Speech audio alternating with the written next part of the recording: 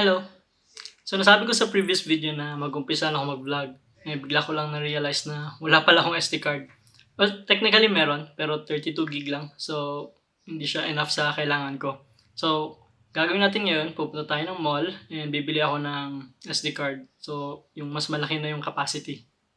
Size? Ano bang tawag doon? So, yun.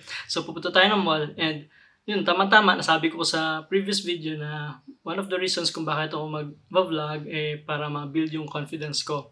So, one of the best ways to improve my confidence yung mag-vlog in public. So, nasa mall. So, ayun. I am scared but sige lang, try natin. Let's go!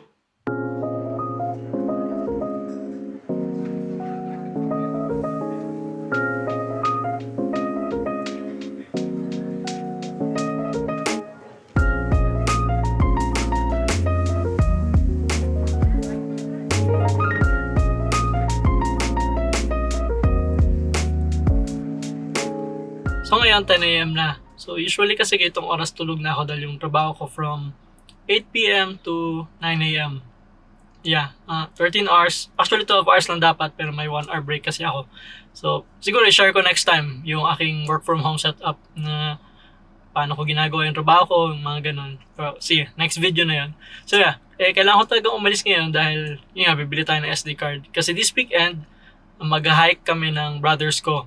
And actually first time ko mag-hike. And nasama lang ako dun gusto ko rin ma-experience. Plano ko kasi i-hike. Plano ko kasi i-vlog yung hike na yun. So tingnan natin kung makakayanan ko. Pero yeah, I think it's a great challenge. Makita nyo rin ako sa video na mahilo. Hopefully not. Pero yeah, drive na tayo pumuntang mall.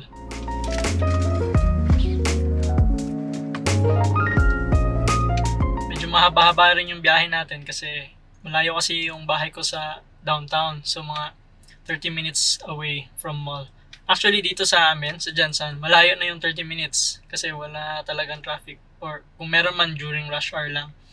So 30 minutes papunta at pabalik. So siguro makauwi tayo mga 12 noon. So it's okay. Nakakatulog pa naman ako ng around 7 hours before my work. Let's go.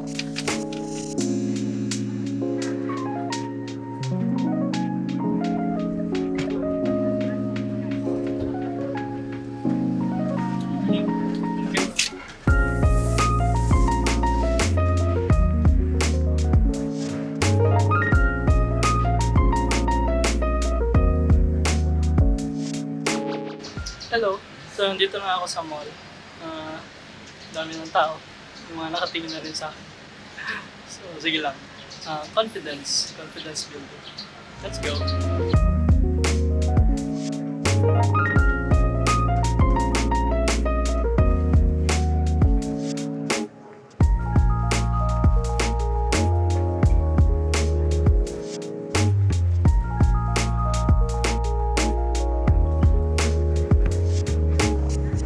Hello. So, nabili ko na nga yung kailangan ko. And kapag-vlog na rin tayo sa mall. Scary. Dami ng tao. Pupunta lang ang parking lot.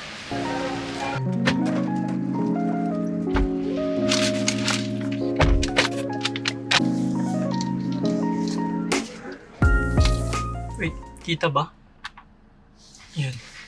So, tapos naman natin yung kailangan natin gawin. Nabili na natin yung SD card. Medyo mahal din pala. And nakapag-vlog na rin ako in public sa mall. Actually, medyo nakakakaba lang sa umpisa kasi maraming mga nakatingin. Pero pag nasanay na rin, feeling mo okay na eh. Kasi maisip mo na lang na hindi ka naman nila kilala. And syempre, titingnan ka talaga nila kasi nagvo-vlog ka. Pero after naman nun, magpapatuloy lang sila kung ano yung mga ginagawa nila. So yeah, I think that's it for now. Thank you so much for watching this quick vlog. Practice vlog.